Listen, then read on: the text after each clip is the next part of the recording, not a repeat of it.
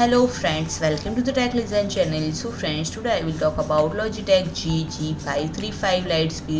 lightweight wireless gaming headset, and here it is an ultra-light variant that is roughly 15% lighter than G733, which was released in September 2020, and it employs a suspension band of headband, and friend, it can drive continuously for 33 hours on a single charge, and the weight distribution on the ground reduce fat is when worn for extended period of time. And friend, the microphone is the flip mute kind that mutes when flip up, and it has been certified by Discord, a popular chat service among gamers, allowing for seamless and clear audio communication. The connection is wireless 2.4 GHz band with little delay, and drive unit is equipped with 40 mm neodymium driver, sensitivity 87.5 decibel SPL, frequency 20 Hz to 20 kHz, impedance 36, microphone sound correction characteristics is unidirectional, frequency are 100 Hz to 10 kHz. The main body measures 180 mm in width, 79 mm in depth, 189 mm in height, and friend, it weighs only